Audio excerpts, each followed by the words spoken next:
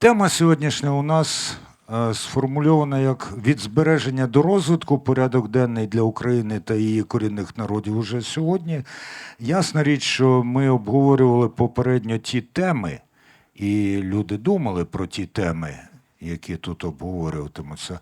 Але, як завжди, бліц опитування, відповідь на запитання, якого ніхто ще з вас не знає, але за 10 секунд дізнається. І у кожного є по 30 секунд на те, щоб відповісти. От від збереження до розвитку. А що вам підказує інстинкт самозбереження? І почне Ахтем Сейтаблаєв. Будь ласка, 30 секунд. Мій інстинкт самозбереження підказує мені, що ми маємо бути сильними, освіченими і створювати. Тому що одні з, на мій погляд, головних цінностей і того, чим ми відрізняємося від тих, хто хоче нас знищити, наше прагнення бути вільними, щоб творити. Дякую. Тетяна Косецька, будь ласка. Добрий день. Так як я представниця кримчацького народу, і якщо порахувати, скільки нас залишилось взагалі по світу, а в Криму в основному, то нас, ви можете уявити, під'їзд будинку багатоповерховки, і там буде не більше 13 поверхів набереться на скільки людей зараз в Криму. Тому для нас саме важливе – це об'єднатись, максимально вишукувати і знаходити одне одного, кримчаків на теренах, так сказати, світу, в Сполучених Штатах, в Ізраїлі, і триматись одне одного і максимально відновлювати коріння. Дуже дякую. Євгенія Вірлич. Мій інстинкт самозбереження караїмки перегукується з кримчаками, нас дуже небагато. І інстинкт самозбереження людини, яка вижила в окупації під носом у ФСБ двічі, підказує, що ми маємо триматись один одного, триматись тих, хто нас підтримує, тому що тих, хто нас хоче вбити, на жаль, дуже багато. Підтримувати своє військо, бо якщо його не підтримувати, доведеться примусово підтримувати військо окупанта, і берегти свої корені. Це, власне, те, чим займаються мої батьки, займаюся я. Тому що перше, що я зробила, коли деокупували Херсон, я приїхала і забрала сімейні фото та архіви свого дідуся під обстрілами. Це важливо. Ельвін Кадиров. Доброго дня. Я думаю, буду дуже коротко працювати на результат в захисту прав корінних народів. Дуже дякую. Володимир Теліщак. Найважливіше в цьому питанні – це, власне, само. Так? Тобто ключове є, що не можна очікувати, чекати на когось, на щось, на якось. Очевидно, що це питання, цей інстинкт говорить, що це потрібно щодня, постійно і самостійно докладати сил. І не лише у Міжнародний день корінних народів. Всі ці дати – це дуже добре насправді. Але вони мають бути або продовженням, або принаймні початком щоденної роботи. Денис Чистіков, будь ласка. Хоч це про самозбереження, але наша сила в нашій єдності, а наша мультикультурність – це також сила не тільки всередині, а й назовні. І це наш голос, який нам допоможе перемогти. Рифат Ага-Чубаров.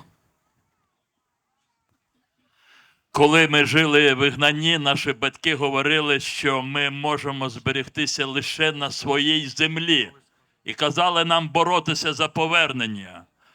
Поки Крим окупований і ми розкидані по світу, ми маємо боротися за його звільнення. І всі наші шанси на майбутнє, коли ми будемо єдиними повсюду. І на своїй землі, коли повернемося також.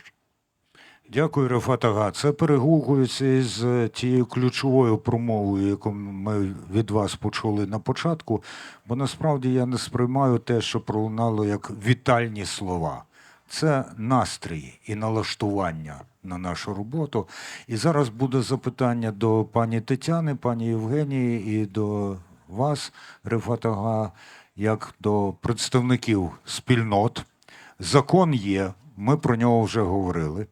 Від вас ми почули, що його ще треба імплементувати. Наскільки ви, як представниці і представники корінних народів, відчуваєте, що це істотний крок на шляху до визнання рівноцінними не лише на папері, а на практиці? І що потрібно насамперед зробити, щоб посунутися на цьому шляху? Рефат Чубаров перший, 3 хвилини. Закон про корінні народи схвалений. Після тривалої такої часу рішення про закріплення за Меджлісом кримськотатарського народу статусу представницького органу схвалений Кабінетом міністрів. І тепер зараз ми проходимо процедуру реалізації цього рішення, розпорядження Кабінету міністрів.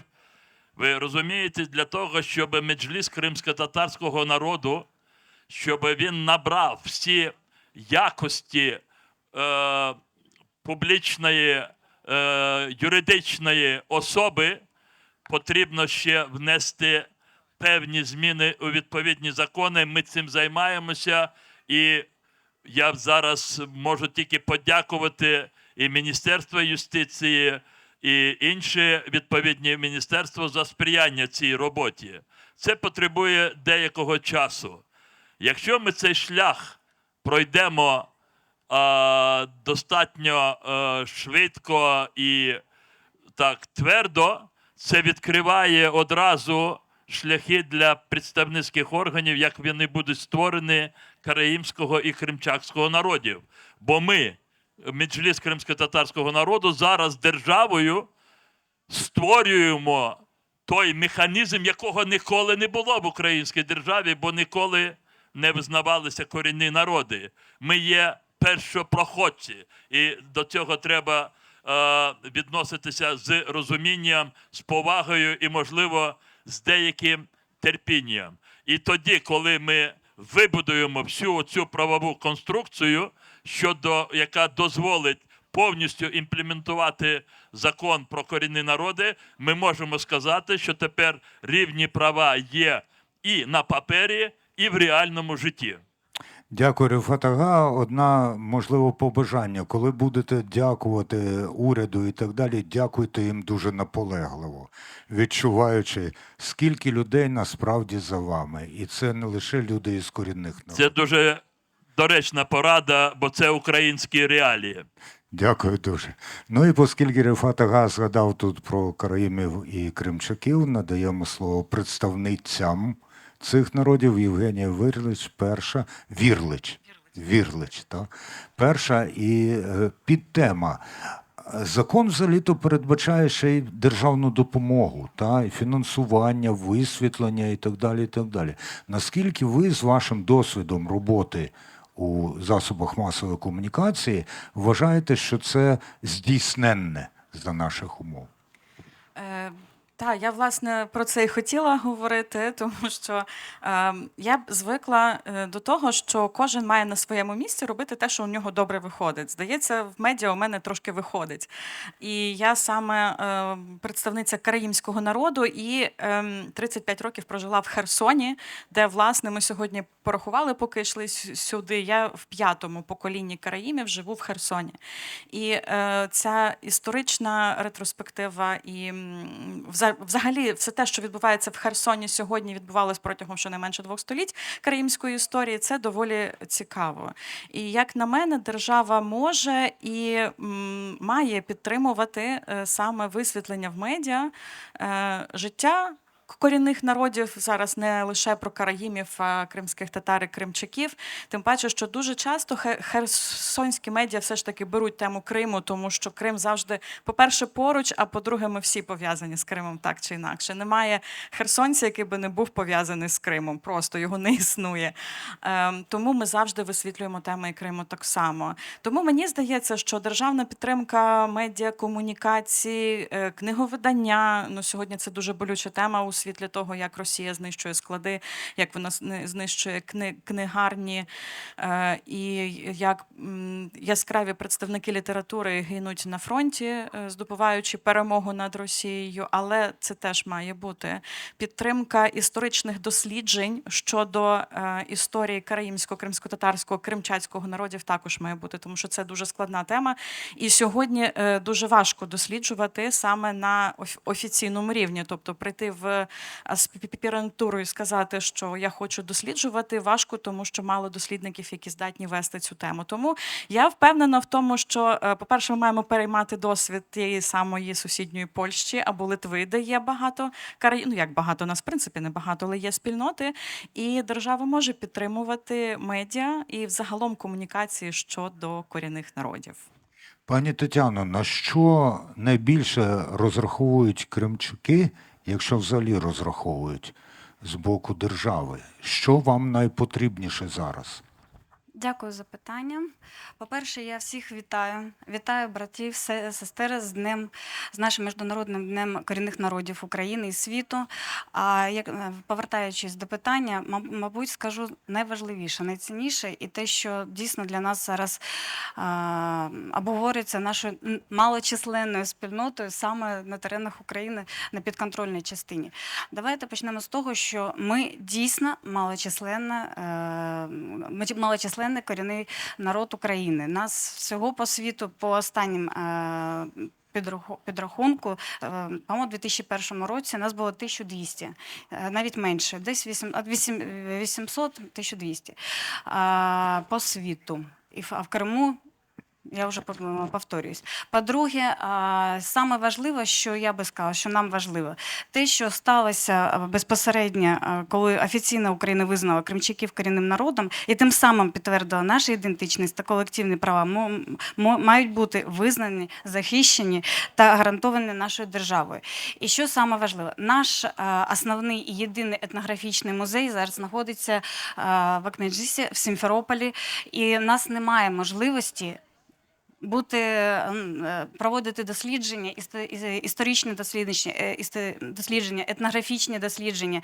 І тим самим ми наразі не маємо ніякої підтримки з точки зору того, що у нас не ведеться історично пошуку наших матеріалів і тим, чим ми можемо поділитися світом. Тому цим законом ми допомагаємо собі, що ми на міжнародних майданчиках можемо запитувати стосовно нашої спадщини, шукати представників кримчаків по світу. Також ми плідно співпрацюємо з нашими братами і сестрами, це караїмами, кримськими татарами, тому що є і в них інформація про нас, про наше минуле. І саме сумне те, що зараз стається, і чим зараз Україна теж може нам підтримувати, це пошук кримчаків в різних, як в Україні, так і по світу. І так як молодь їде з Криму, їде в пошуках більш безпечного життя, вони асимілюють, вони рвуться зв'язки, рвуться традиції і побут, і тому нам важливо все це збирати, систематизувати і максимально зберегти. Дуже дякую. У мене тепер запитання є до всіх і кожної, і кожного. Назвіть, будь ласка, по 3 найбільші проблеми, які стоять перед корінними народами України, і одразу ж по одному способу їх розв'язання, окрім, звичайно, згуртованості, про яку всі ви говорили, які спадають вам на думку. Почне Денис Чистіков.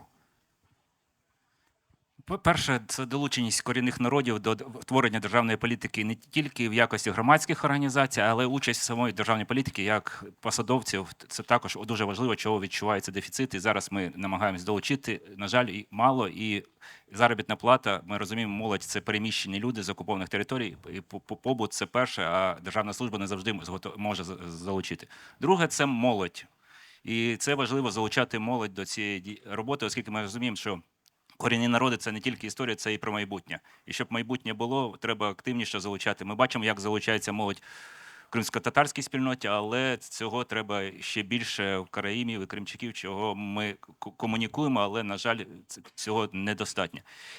І третє – це фінанси. Ми знаємо, що зараз складний період війна, і умовно більшість ресурсів направляється на це, але для втілення цих і ефективної політики потрібні кошти. Дякую, Володимир Терещак. Дякую за запрошення до цього заходу. Загалом це насправді важлива тема, тому що, як на мене, одна з найвеликих таких проблем, пов'язаних з корінними народами, це недостатня їх видимість, так, для українського суспільства. І от, власне, такі заходи, такі дні, вони і сприятимуть тому, щоб ми всі у нас всередині в Україні краще розуміли один одного, краще розуміли нашу багатоманітність, культурну багатоманітність. І тому перша проблема, звичайно, це видимість. І очевидно, що відповідь на цю проблему – це збільшення уваги в різних і медіа, і держави, і суспільства до тих проблем. Друге питання, чи друга проблема, як на нас, це насправді недостатня дослідженість історії і культури цих народів. І третя проблема – це, звичайно ж, люди. Так? У нас насправді вкрай мало фахівців з історії, культури, мови цих народів, і над тим також державі потрібно працювати для того, щоб робити видимими, робити впізнаваними, робити популярними ці культури і залучати, сприяти того, що інтересу до цих культур не лише в представників корінних народів, але й українців загалом. І тут я хочу сказати присутнім на цьому обговоренні. Ви, напевне, записували, як прекрасно виконував Азет Кенмен, кримськотатарський співак. Розішліть своїм знайомим.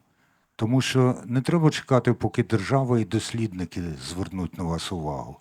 Покажіть їм, що є що досліджувати, є чим захоплюватись, і є до кого прийти і сказати: Ахтем Ага, навчіть мене грати на сцені. Ну, наприклад. Отже, тепер слово Ахтему Сейтаблаєву. Дякую.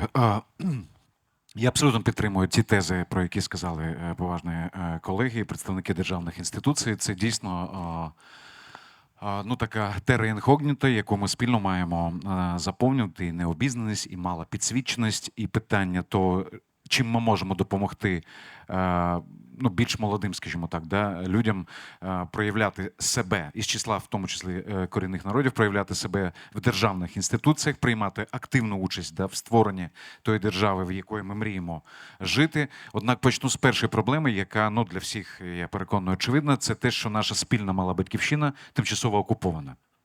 І звідси Крим. І звідси витикає дуже багато, перепрошую за таке банальне порівняння, супутніх проблем. Ми маємо постійно тримати той зв'язок, який може триматися через, напевно, найбільш гармонійним і логічним наступним кроком підсвічувати одне одного як проблеми, і водночас те, що ми тут на території материкової країни не забуваємо про існування наших молодих людей там, що ми робимо або намагаємося робити якомога більше, щоб це стало модним, популярним. Відповідно, створення такого творчого, культурологічного контенту, який не тільки всередині на нашого українського глядача, споживача, небайдужої людини буде працювати з точки зору інформації, емоцій, захоплення і бажання підтримати, а так само і на міжнародний майданчик. Один приклад. Серіал турецький «Великолепний век». Один приклад просто з бізнесової складової. Проданий близько 100 країнах світу.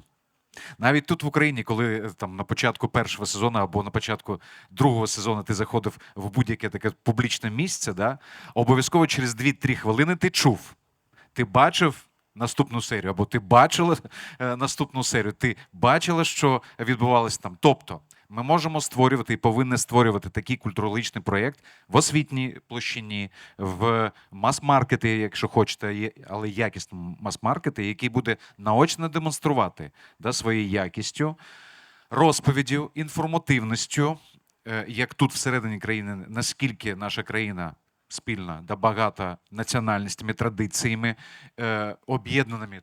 Нікуди, правда, діти все ж таки об'єднані однією метою. Тим нашим людям, які залишилися на тимчасово окупованих територіях, знову підтверджувати, що ми не забуваємо про своїх співвітчизників. Наступна проблема, як мені видається, це точно фінанси. Да.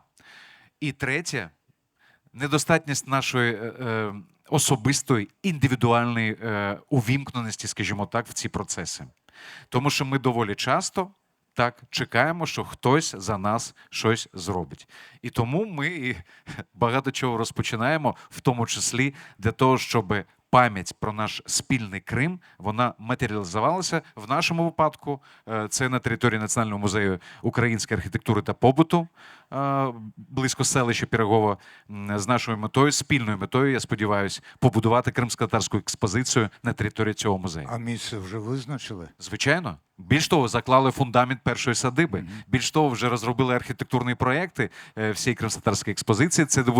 Це буде 9 будівель, одна з яких буде нагадувати медресе, зінджерли медресе, яке розташоване в Бахчисараї, і навмисно залишена 10-та ділянка для того, щоб після звільнення нашого з вами Криму ми перевезли автентичний будинок із Криму, і він постав тут, на території цього музею. А каштани вже посадили? Ні, але туї, і кіпаріси, і троянди – так. Ну, ви розумієте, що я мав на увазі Бахчаларда, Київстан. Кестані, так, дякую. Ельвін Кадиров, будь ласка. Ну, перша проблема, я думаю, всі ми розуміємо, то, що пан Ахтем сказав, це деокупація Криму. Тому що більшість проблем корінних народів, які створились в Криму, вирішити неможливо, не повернувшись в Крим. Це перша проблема. Друга проблема – це залученість. Тобто, от зараз ми бачимо, хто зараз на цьому заході.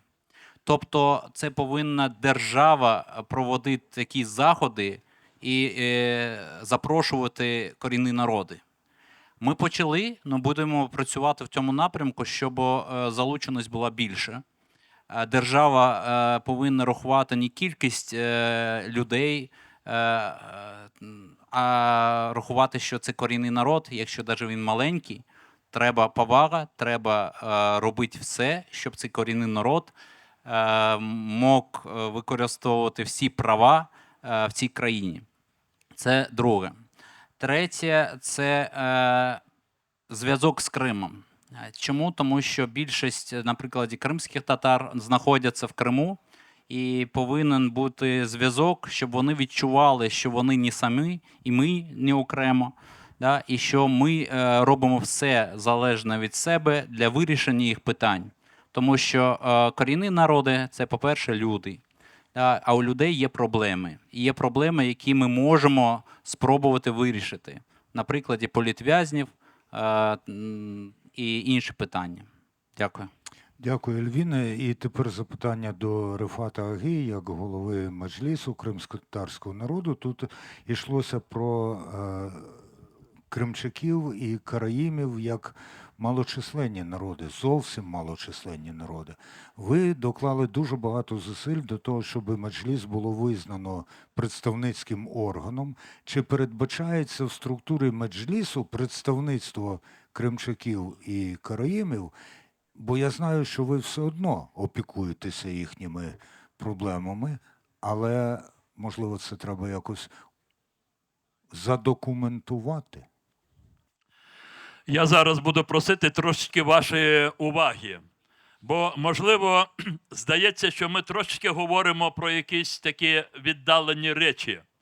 Але дивіться, уявіть кожний, бо тут не тільки представники корінних народів, наші дорогі гості, є тут і етнічні українці, є і болгари з Індонезії, інші. От уявіть собі, що ви є представниками корінних народів, які мають дуже багато викликів. І ви маєте зобов'язані одразу вирішувати десятки проблем, бо вони накопичилися. Але над вами є ще найголовний виклик. Ваша земля захоплена ворогами. І вони хочуть вас винищити, знищити, знести з цієї землі.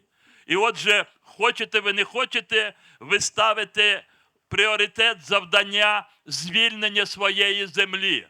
Бо без неї ви просто не збережетесь.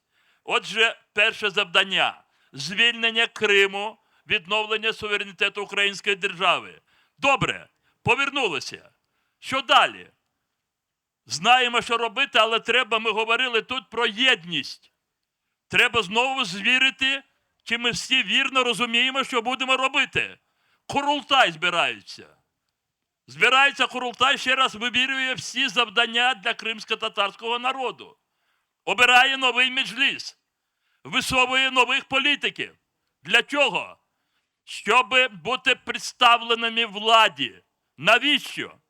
Для того, щоб вирішувати всі ті інші питання. Мова, земля, екологія, звільнення Криму від тих варварів, які прийшли на нашу землю до кінця. Нарешті повернути Криму те історичне обличчя. Ми це можемо робити і маємо робити до звільнення Криму. І це ми маємо робити разом з Українським інститутом національної пам'яті. Це ганьба для нас всіх, коли ми абсолютно більшість нас ще не можемо повернути. Отже, ми бачимо такі алгоритми, і одразу ми говоримо, добре, це ви сказали, а як це робити? Оце тут треба в Криму, як тільки проведений Курултай, оновлений меджліс, ми разом з державою знаходимо ті механізми, щоб бути представленими у владі, щоб разом з державою вирішувати ці питання. Це аксіома. Кримські татари, вирішуючи питання представництва для кримських татар, бо нас мало в Криму. Ми знову будемо 15-17% від населення Криму. У нас є брати, рідні брати по крові, це караїми, кримчаки.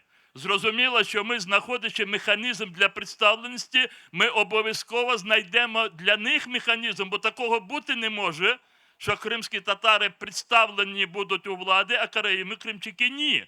Такого бути не може, бо це буде несправедливо. Це буде абсолютно для Криму непритаманно, як ми жили раніше. І тому, зрозуміло, я скажу одну річ і на цьому закінчу. Всесвіт говорить про те, що всі народи рівні. Так має бути, але насправді не так. Всі жадають такими бути, і всі до цього хочуть йти. І що стосується караїмів, кримчаків і кримських татар, тут реалії є тільки в тому, що ми ще маємо трошки більше шансів і можливостей відтворитися. Нас ще до кінця не вбили, не встигли. І якщо ми відтворюємося, бо ми говоримо однією майже мовою, якщо ми врятуємо кримсько-татарську мову, вважайте, що караїми, кримчаки врятували свою мову. Якщо ми не врятуємо кримсько-татарську мову, не буде мови ані караїмської, ані кримчакської. Якщо ми не зможемо встановити в Криму лад, яким будуть задоволені кримські татари, етнічні українці, то зрозуміло, що не будуть задоволені караїми, кримчаки. Це все дуже взаємопов'язано. Це як в природі. Або ми разом, або нас немає. Дякую, Рефат Ага. Коментар від представниці караїмів і коментар від представниці кримчаків, а потім буде запитання до Володимира Терещука. Власне, у мене був час занотувати 3 проблеми. По-перше, я абсолютно погоджуюсь з тим, що сказав пан Рефат Ага. Це дуже важливо. І дуже важливо для нас проговорювати, що ми є братами і сестрами. Для караїмів, власне, ну, я би виділила 3 такі основні проблеми. Окрім того, що вже проговорили, це збереження мови, тому що наша мова не просто серед загрожених, вона фактично зникає. Немає носіїв мови, які би народилися з караїмською мовою і несли її як свою мову. Друге – це підтримка культури і збереження спадщини. Якщо говорити про Херсон, про караїмську історію, якого я дуже добре знаю багато, то караїмську кенасу там знищили ще совєти єдину у 70-х роках минулого століття. І про це дуже мало говорять. Коли ми стали говорити про це на екскурсіях, а біля караїмської кенаси була лавка продуктів, яка належала моєму прапрадіду. І про це я розказувала на екскурсіях, про це майже ніхто не казав під час екскурсій, хто такі караїми, і колишня вулиця, прости господи, Суворова, нині є європейська, вона наповнена колишніми, ну, тобто будівлями, які колись були лавочками караїмів, євреїв, і про це дуже мало розказували. І тому сьогодні розповідати про це, берегти цю історію, розповідати про те, що це за культура, що це за люди, які, до речі, були... І, зокрема, мої родичі були серед представників влади у Херсоні в 4-5 поколінні, це треба робити. Для мене було дуже дивно і неприємно, що до теперішнього моменту ні від Херсонської ОВА, ні від Херсонської МВА не було привітання з Днем корінних народів. Вже 4:30 було, а привітання немає. Це при тому, що при Херсонській ОВА є Рада нацменшин та корінних народів, до якої входять представники караїмів і кримсько-татарського народу. Досі привітання немає. Ну, можливо, до півночі воно буде, але це таке. І третє, те, що Денис зазначав, це, власне, молодь. Молодь, яка зберігає ідентичність, ідентифікує себе як караїми.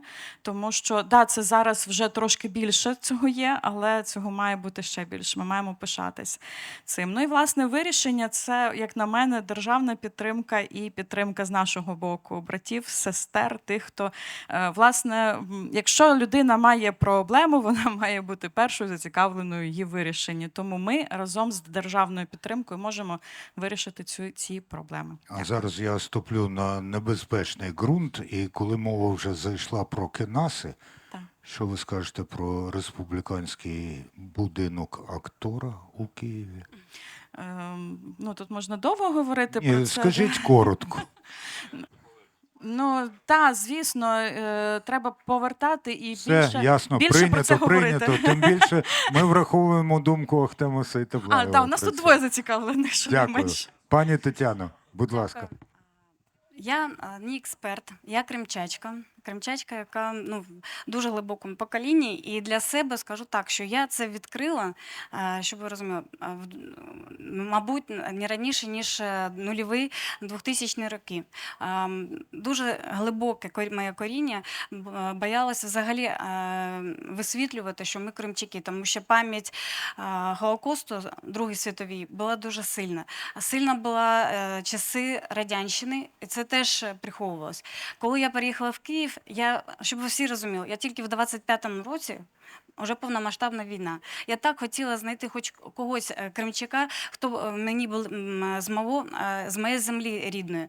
Тому наразі нашою спільнотою найважливіше, я навіть не буду казати там про політичне якісь, чим може нам допомогти Україна. Ми самі зараз шукаємо для себе систематизацію історичної пам'яті. Ми шукаємо матеріали, ми намагаємось прописати традиції, стратегію, як ми будемо це все знаходити. Оце важливіше.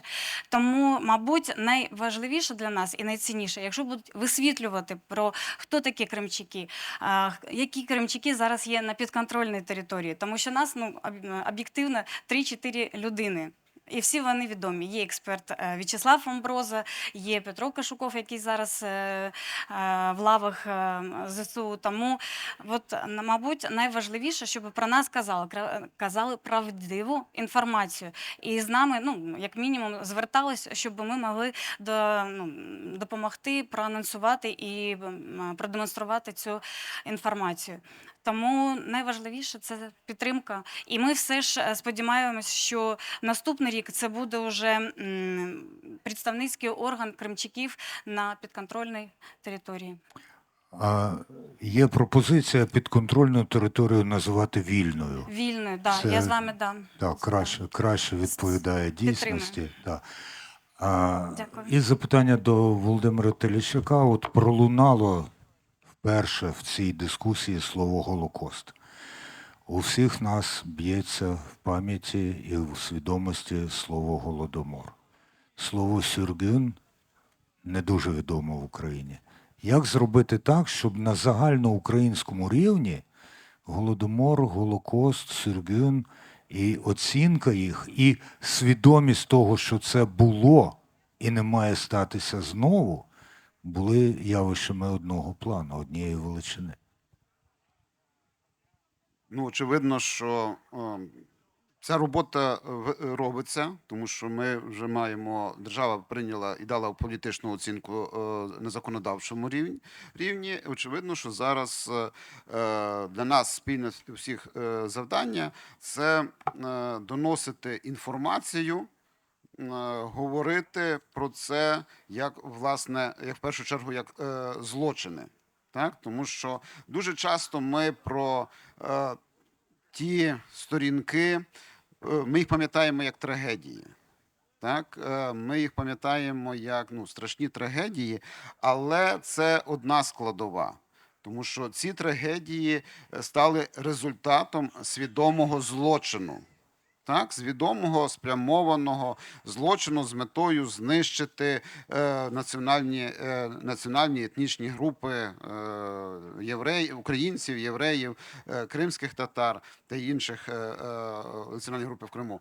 Тому на сьогодні про це потрібно говорити широко, повинні всюди і нагадувати. Тому що справді такі злочини, вони не повинні більше повторитися. Що зробити, щоб у українців не з'являвся синдром білого визволителя? У багатьох країнах, де колись була рабовласницька система або інші способи пригноблення людей, і серед цих людей були представники іншої раси, іншої національності і так далі, є такий синдром «от ми, добрі такі колишні рабовласники, ми взяли і позвільняли рабів». Аналогія, звісно, не повна, але паралелі є. Наскільки ми маємо визнавати, до речі, і популяризувати внесок цих народів до загальноукраїнського культурного масиву? Це не обговорюється, це обов'язково, це складова нашої спільної боротьби, спільної історії. Тобто насправді я не бачу такого, щоб от в Україні цей синдром білого визволителя серед українців, він був якось представлений. Так? На сьогодні очевидно, що усі ми сконцентровані над тим, щоб перемогти агресора. Тобто, тому в кожному разі очевидно, що внесок всіх і кожного в цю боротьбу з одного боку, з другого боку, оця увага, власне, до тих окупованих територій, вона не повинна зникати. Так, вона повинна бути присутня в інформаційному полі, в діяльності, в тому числі держави. Хоча, на жаль, тут нас насправді по-різному є. Далеко не завжди все, що б хотілося, є можливість реалізувати, але... Очевидно... Скажіть, що хочеться організувати. Ми разом подумаємо, як це зробити.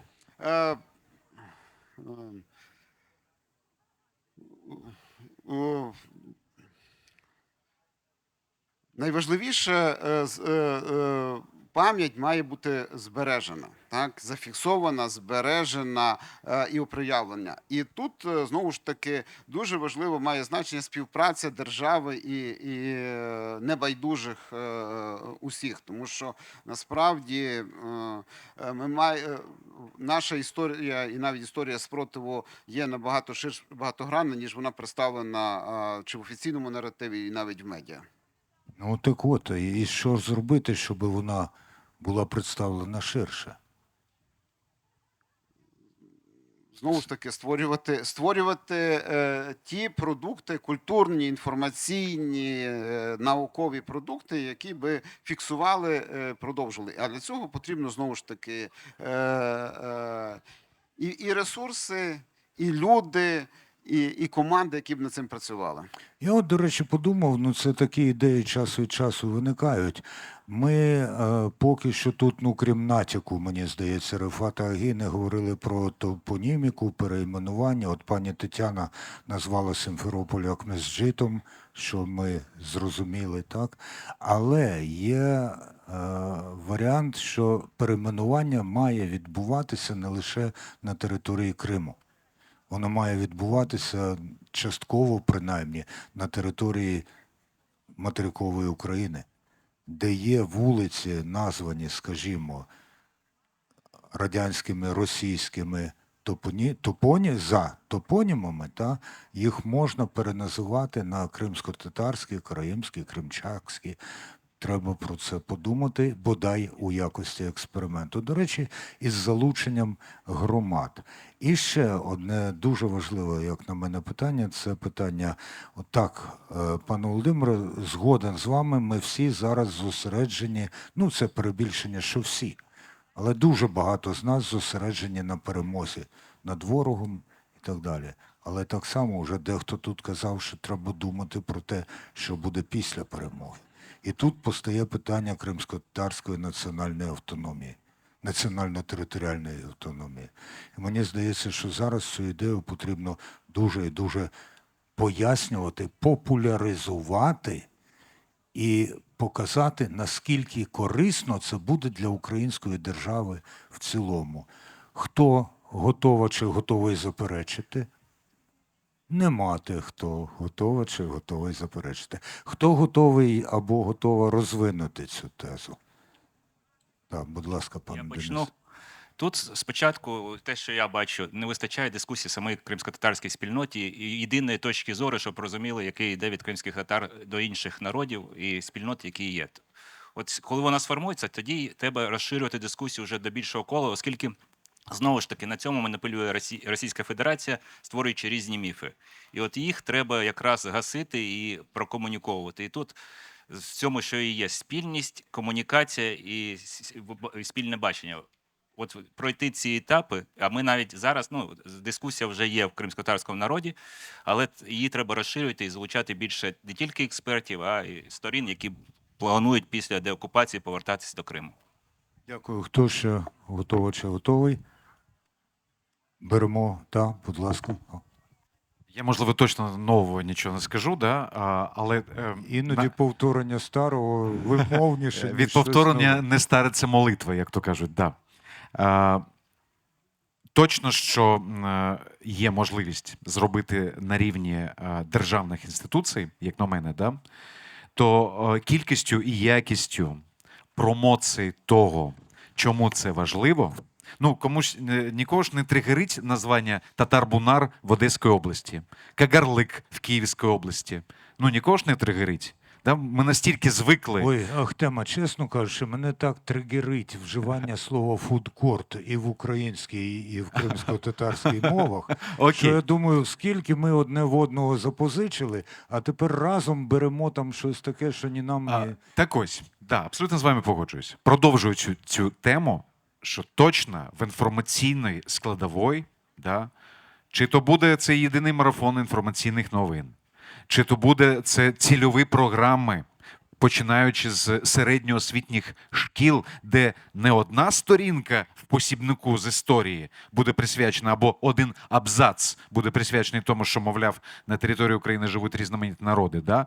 А все ж таки розмова таргетована на кожну цільову аудиторію тими інструментами, які будуть найбільш лагідно пояснювати і заохочувати дізнаватися. Да? А для цього інструментарію, ну точно, що у державних інституцій достатньо. І грошей тих, хто платить податки, так само. Я абсолютно переконаний в цьому. Дякую, Рефат Ага. Я розумію, там є дуже цікаві речі, і ми зараз завершимо, і можна буде піти і подивитися на інших панелях, там і інших майданчиках. Але що я хотів би сказати, щоб зафіксувати ще раз свою позицію, я дуже сподіваюся, що багато з вас з нею погодяться. От є такий усталений вислів. Природні права. Природні невід'ємні права. От право на самовизначення – це право природне, бо воно існує незалежно від того, як ми до цього права у конкретному випадку відносимося. Можна заперечувати цьому праву. Це ваше, як кажуть, право, але від того право на самовизначення будь-якого народу, воно не зникає. І дуже часто в суспільствах люди заперечують чиємусь такому праву, хоча собі вони кажуть, що таке право мають, але іншим заперечують. Чому заперечують? Можуть бути побоювання. Побоювання, що це право когось обмежить права того, хто боїться. Оце нормальна ситуація. І якщо хтось в Україні яким чином побоюється права кримсько-татарського народу на самовизначення, а я ще раз повторюю, що вони його бачать у формі автономії у складі України на своїй землі, якщо хтось побоюється, ми таким людям і кажемо, просимо, сідайте з нами і давайте ми все удосконалимо так, щоб ваші побоювання, вони просто зникли, щезли, бо не може бути таких побоювань.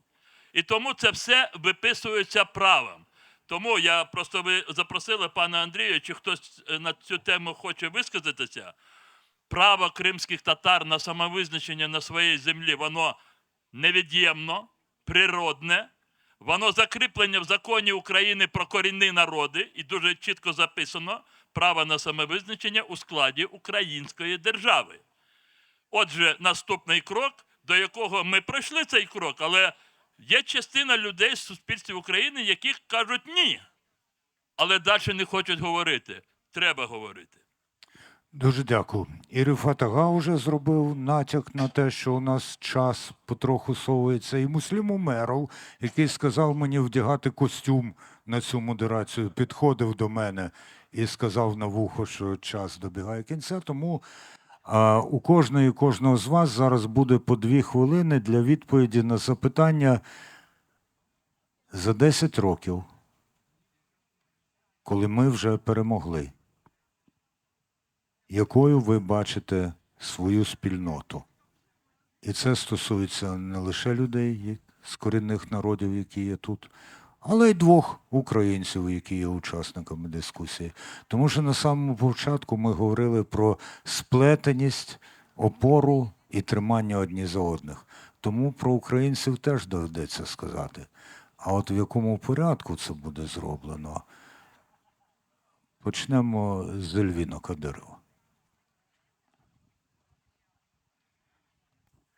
Ми всі працюємо над тим, щоб через 10 років наші народи, корінні народи, я сам кримський татарин, але... Ну, не сам ти кримський татарин, у вас багато насправді. Да.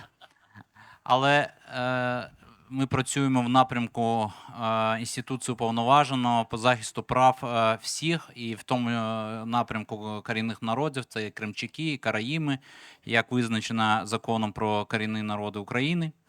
І я бачу, що треба нам робити 10 років, але я хочу бачити, щоб ці народи повернулись в вільний Крим, там, де зберігається спадщина корінних народів, щоб народи повернулись і мали можливість, як пан Рифат Ага сказав, використовувати своє право.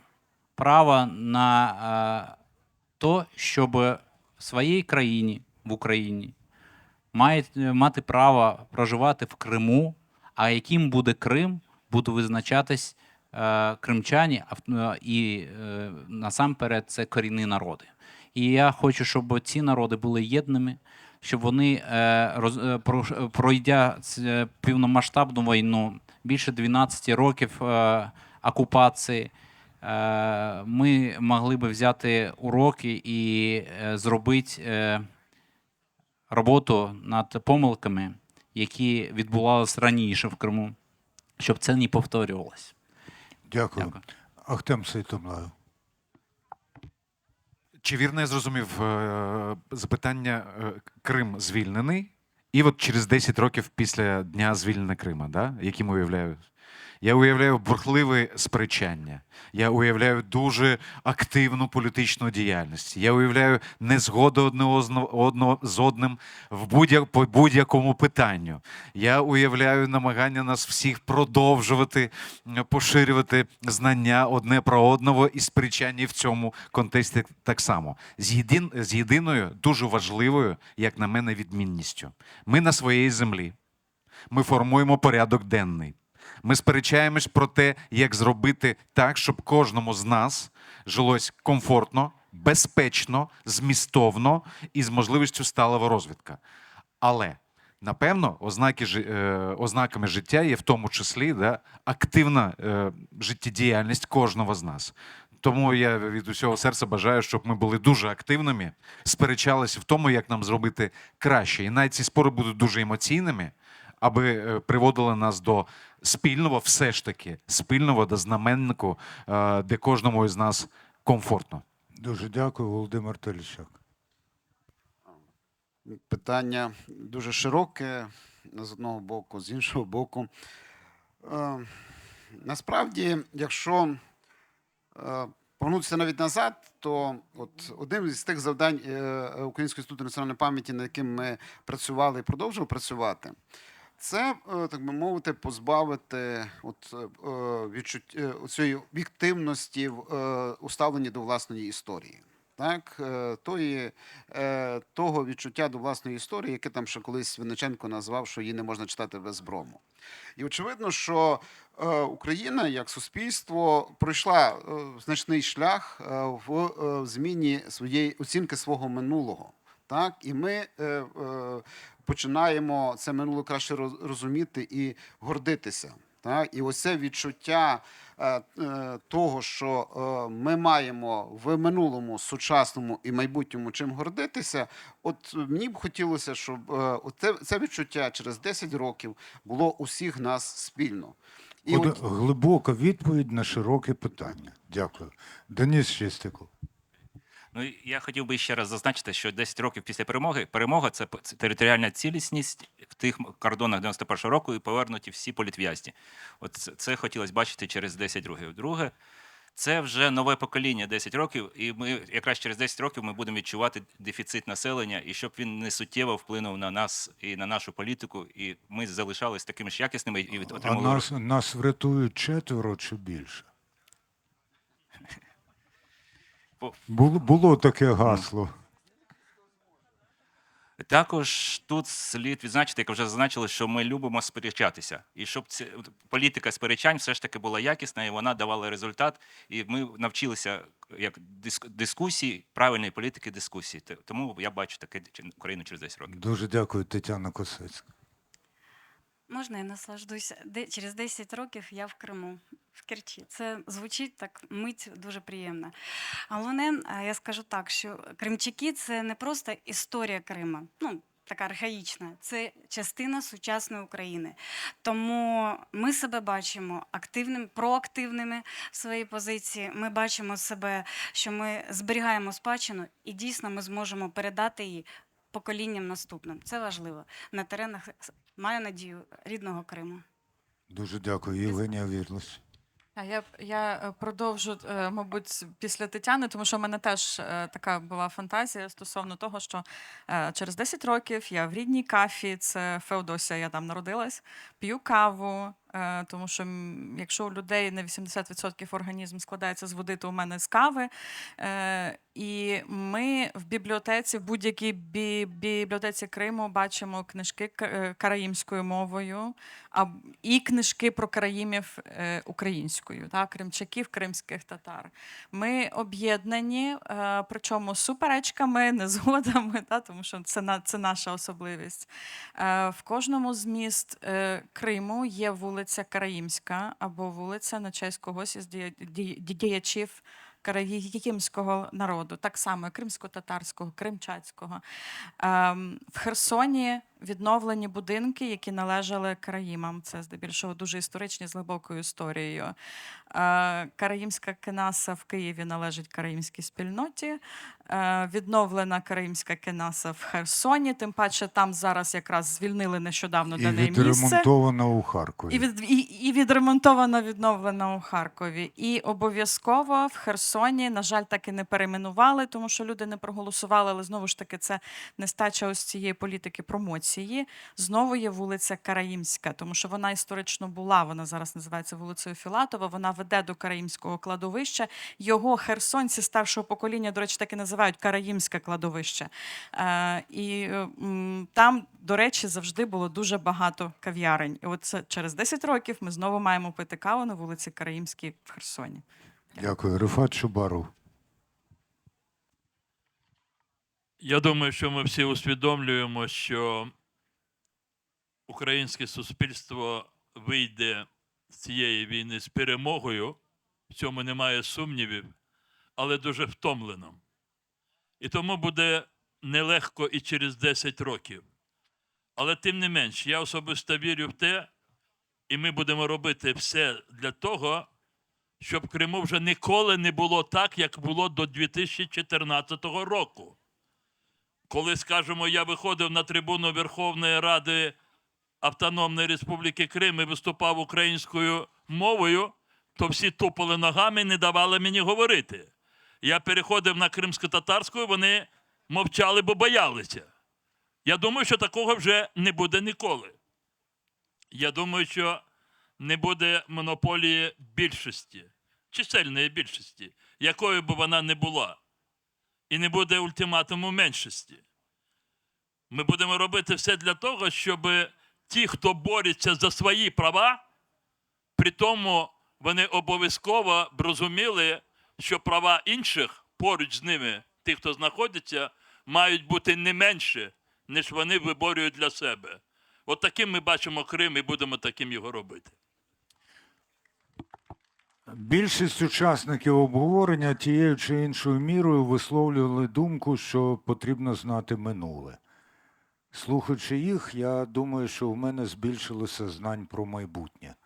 А знати майбутнє – це насправді дає більше впевненості, ніж знати минуле. Хоча без минулого теж неможливо. І сьогоднішню зустріч, і сьогоднішню дискусію будемо згадувати через 10 років, коли я скажу: Ельвінага, а ви тоді говорили те-то і те-то. Де воно? А він скаже: розплющуй очі. Ось воно, просто перед тобою. Ти просто ще не доїхав до Криму. Дякую всім. Одне питання. Ідіть сюди. А ні, мікрофон у мене, щоб потім не відбирати силоміць. До шановних присутніх в мене одне питання. Чи можна вважати фактор